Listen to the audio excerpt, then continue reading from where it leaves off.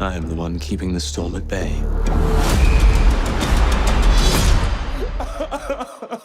Charlie, welcome to the Awards Tour podcast. Thank you for having me, Jacqueline. So we're going to be talking a lot about Lord of the Rings, Rings of Power, and season 2 just wrapped, and you've already been picked up for season 3. But I want to talk a little bit about going into season 2, because season 1 ended in this crazy moment where we got the big reveal, we got the big turn. And so you got to go into season 2. Well, I heard that you didn't even know about the twist, so I guess it was playing it the same. But what was it like knowing that this duality that we'd seen in the character was really going to come to a head in season 2? It made a big difference actually going in knowing my full backstory, really, and knowing I was playing Sauron, because in the first season, I didn't know anything specific, but I kind of had an inkling that there was maybe something more to this character, Halbrand.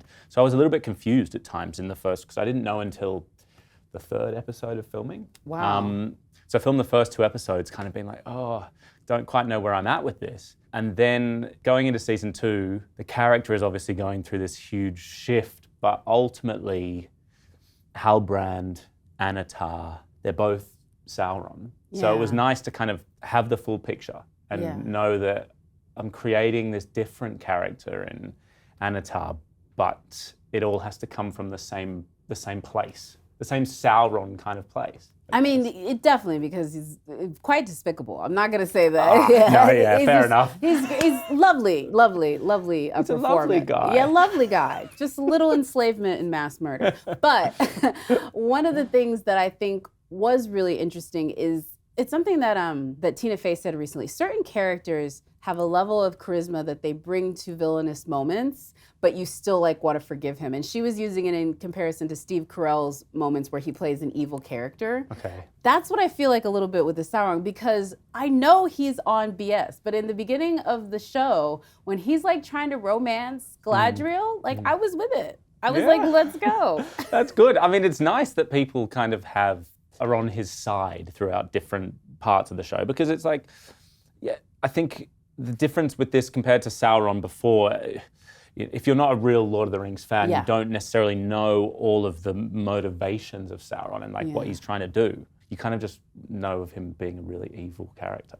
True. And I think sometimes when you're watching, if you're kind of understanding where he's coming from and his whole thing about trying to heal Middle-earth, it's kind of fun to watch him doing bad stuff. I mean, it's fun to play as well. I mean, I was gonna say, I know you're having fun with it, and I don't want to diminish that from it, but there is a charisma to him, even when he's being the sort of guy's master, where he's keeping Celeborn sort of out of the reality that he's really living. Even in those moments, I am literally tell me what you want me to say. You know what I mean?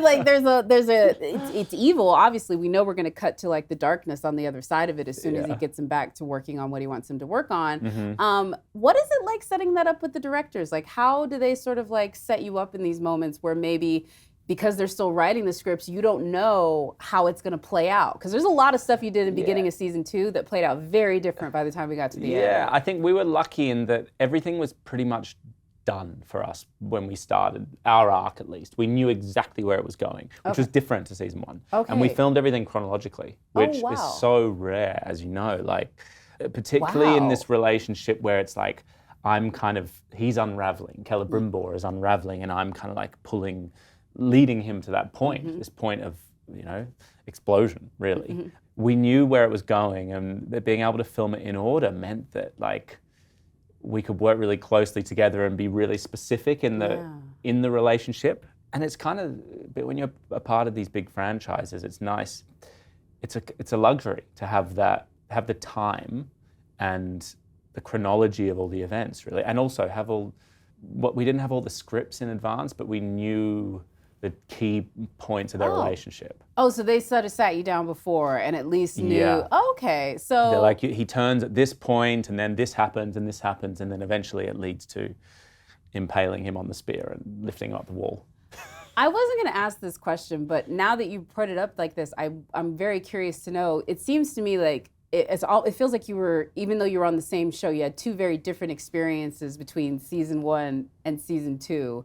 And not to preview what's happening in season 3, but what's the difference with that? Or does it feel more dialed in, like you've set up a system and like it's less surprises? Yeah, I think with Sauron at least, he was kind of in the background in season 1. It's like he was in hiding, really, and the audience, they weren't in on who he was until the very end. Whereas in the second season, everyone was in on it, and he could kind of come into the foreground. So I think season 3 continues in that trajectory, and I'm finding that more and more the story will start to center around Sauron's journey in a way, in that like all the worlds which have operated kind of independently in the show will slowly be drawn into this one central storyline where like the ripples of evil are starting to really affect everything.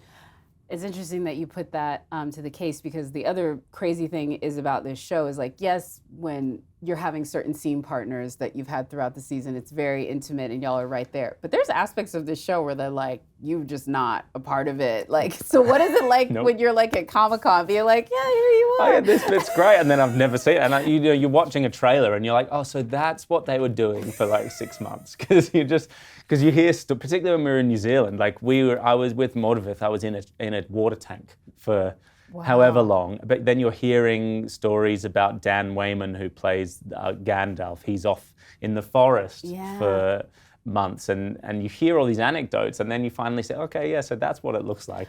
Oh, wow. So you hear about it, but it's almost like telephone, where you're getting like the snippets of it, and then you sit down at the premiere, you're like, that's what they were doing. And it's funny when you go, like when I went into the Dwarven world in the second season, they do all this crazy stuff to make it work. Like I was wearing a backpack with a because huge of the pole, height differences, and then my headshot on top of the pole. So then they're walking around and they're looking at my headshot for the eye lines. That's crazy. Yeah. So they obviously don't film me with the backpack, but they film the dwarves looking up. For their coverage. Yeah. Wow. Oh wow. Yeah. I didn't even think about it. I knew it would be different, but that was your first experience with it, and they live in that. So I bet it was like you were the first kid on the first day of school, and they were like, "This is crazy." And they were like Owen was kind of almost directing it, because he knew he was more familiar, like the most familiar with the process of anyone on the set. Of course he would be. Oh my gosh. One of the other things I definitely kind of wanted to talk about, which is the craftsmanship that really goes into this show. I mean, I think it's almost like I have to do this because I'm talking to someone that's been in a Lord of the Rings production, but like you do wear wigs. Oh yeah. Yes. There's that interview, right? And they're all doing it. You do wear wigs. Oh yeah. You have a lot of wiggy Many moments. wigs. So I was actually going to ask you, because that is not an experience that a lot of male performers have at your age. I feel like later on in the existence they have a little bit more, but you've done a lot of. So tell me about the wig work and how that comes about, as far as like your involvement in the process of it. Do you love them now? Are you good on your lace fronts? Oh my God, it takes so much time. I'm slowly getting more and more like used to it, because it takes like, the first season was pretty simple because it was like I was just a guy. But the second season, I was in the chair for like 3 hours in the morning, and it gives you... Is this for the blonde one? This is definitely for the... No, the lace is... I would expect it. Yeah. I mean, they're amazing. The people that our makeup team, the amount of detail and the level of work that they have to put in, they're like, some of the first people in at work, and then they're the last people to leave. They're in before we're in, and how they do the level of focus on the wigs, and then on like even the ears. Oh yeah, the ears too. I didn't even talk about that. It's like I go in and I go prosthetics for an hour and a half in the morning, because each ear takes 45 minutes to apply, and they're about this big. They're just the tips that go on. How they at 4 a.m. how they have the fine motor skills to attach. Because you're just over there and the chilling. same with the wig. Yeah. Do you get to sleep? The honest thing would be to say yes. I'd like to pretend I don't, because your head's like lulling the whole time, and they're having to like hold you up. Wow. So I try not to. They can't do it to where you can like lay though? Yeah, but I'm not very good at sleeping like this. My head always like drops forward. Oh. Yeah, I was like, I thought they would like lay you out basically to where you could kind of like be lying like down in slumber. on it. Yeah. Oh, well then now I have to ask you, since you've spent a lot of time in the makeup chair, favorite in makeup chair activity to do when you're not lolling and like trying to fall asleep? Falling asleep. I reckon listening to a good playlist in the morning. Okay. Like listening to some kind of music that early on, or just like having a cup of tea. First thing I do, a cup of tea with an English breakfast. Do you guys do tea in America? We do, but not like y'all. Like, it's not as serious. Mine's got like a bit of honey in it. Yeah, but it's like, oh, if I'm feeling some chamomile in the evening, yours is a ritual. Oh yeah. Every morning, first thing, little bit of honey for a bit of sugar. Got you. And that's definitely my favorite thing in the chair. Okay, I actually like that a lot. Bringing it back to sort of the performance this year around, I think this performance, particularly, first of all, because of how many different quote unquote characters you're playing that are supposed to still be able to have a conversation with each other. That is a difficulty that I think is worthy of end of year awards. But for you, what was the thing about the performance that you found to be the least surprisingly least challenging, the thing that you would have never expected because you have horseback riding, you have martial arts, you have the prosthetic work, accent work, the languages, I don't know. What was the thing that you're like, you know what, that was not what I expected in a good way? Yeah, I think we did a lot of underwater stuff. And I remember it's kind of two answers, because I found it really challenging at the start, but then I was really surprised at how quickly I was like, this is amazing. Because from the outside, I was like, this is going to be really difficult, holding my breath and going underwater and being able to equalize. But I really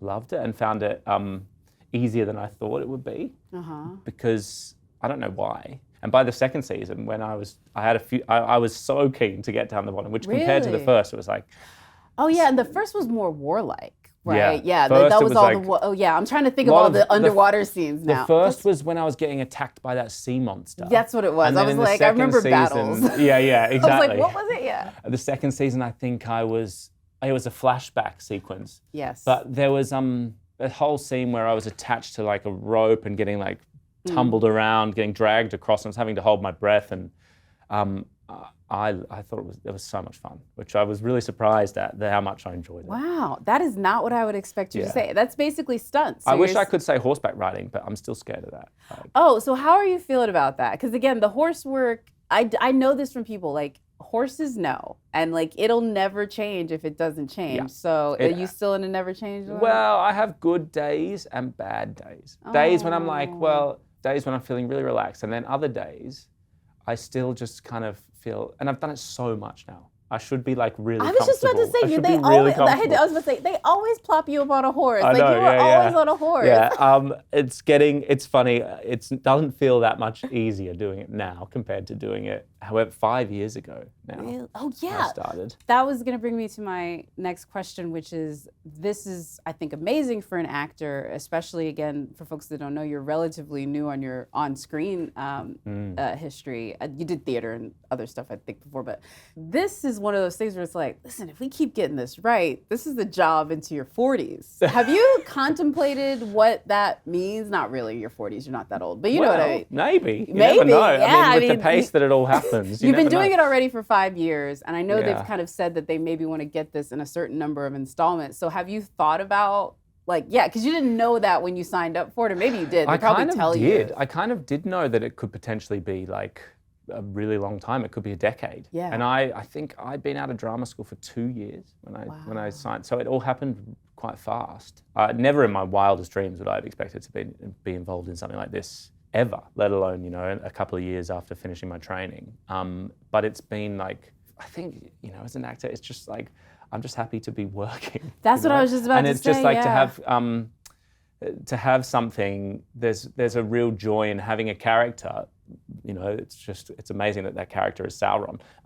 But to be able to do it, coming back every season is a pretty unique experience because, I'm used to doing films or miniseries on screen where you come and you're intensely in a world for 3 to 6 months, whatever it is. And then you leave and you let go of it. Whereas for this, you come back and it's a year being Sauron, and then you go away for a year, but it's kind of always there because you're gonna have to come back and talk about it. And it just deepens. It deepens the whole experience of working on the show like this and your understanding of the character. So it's just such a special thing. But I might be doing it till I'm 70.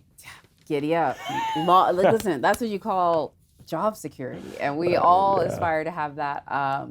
one day. I'm going to talk to you about some of the other projects you maybe have coming out. But as I have what are you, a Melbourneian? Melburnian. Melburnian, sorry. That's close. Melbourneians, it's the same thing. Okay, I'm from Alabama. We did not intend to say that word when I was born. That was not part of the vocabulary. There might be a Melbourne in America somewhere, I'm not sure. That ain't Alabama. I can tell you that much. As an Australian, I will say, proudly, I like to ask a lot of the foreigners this, but you've spent enough time with both American folks, both fans or whatever. What would be the one thing you as an Australian would want Australia to adopt that's American, and which is the thing that's Australian that you wish Americans would adopt here? You guys have, I think, okay, tell me if this is controversial.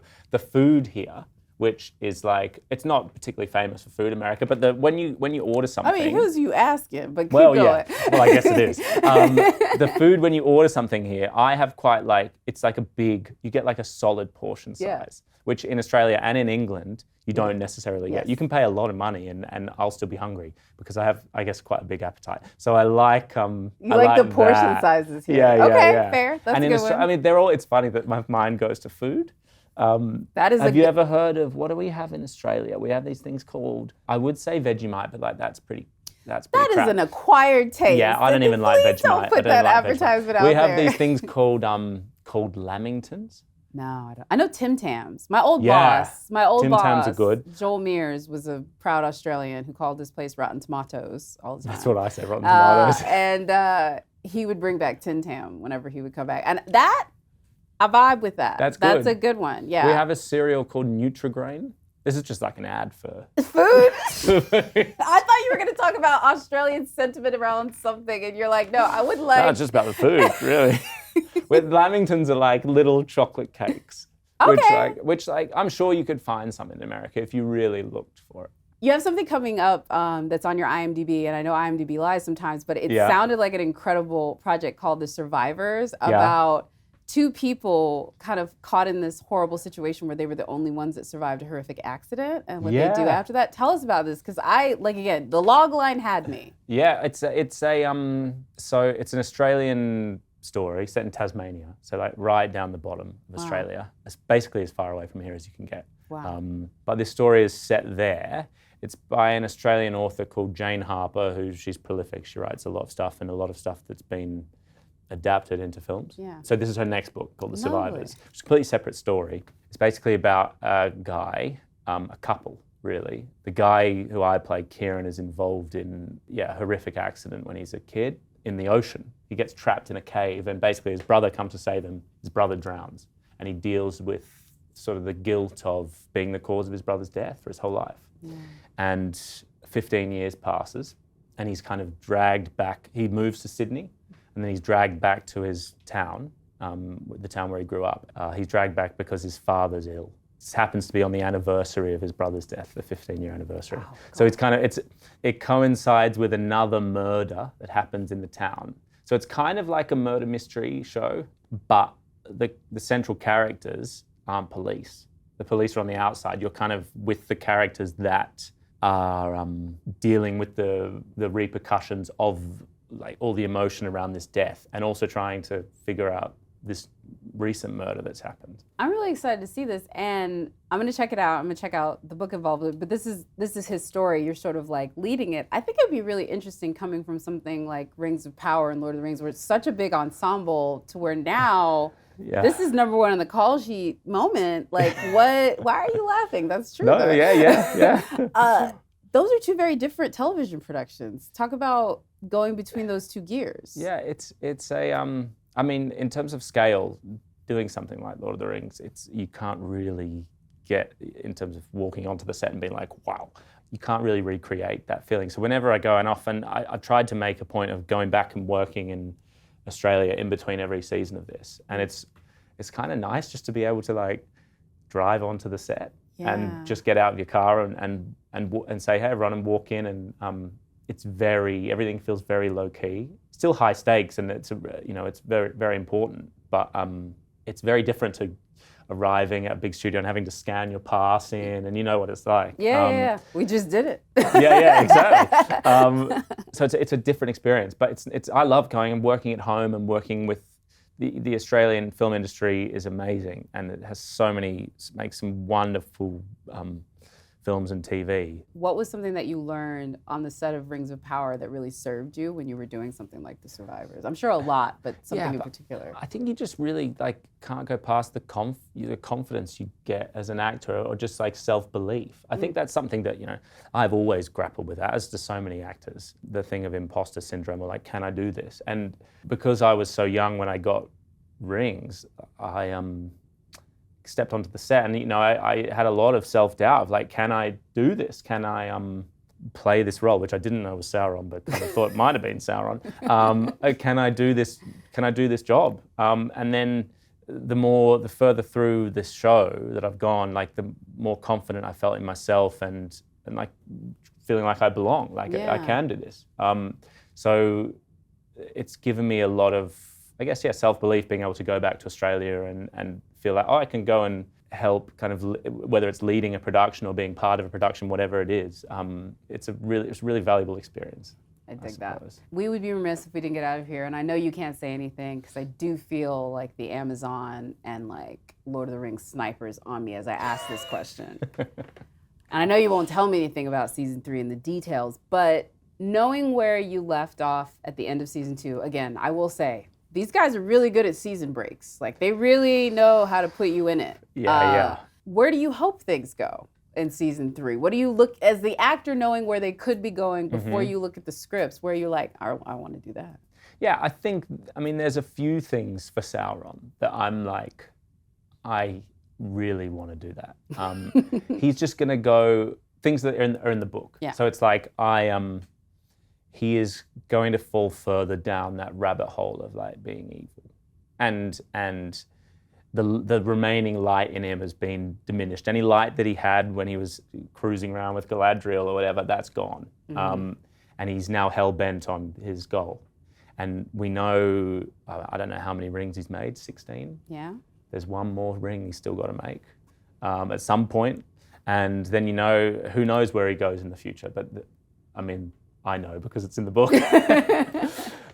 There's lots. I'm so looking forward to if we get the chance to go to places like Numenor and for him to. He's got a lot of what happens with Celebrimbor in season 2. I always want to just say Celebrimbor. It's very difficult. I know. Very difficult. But what happens in season 2? He kind of has mirrors of that with other characters as the show goes on. That's what Tolkien wrote for him, which is I'm super excited to be able to bring that to screen.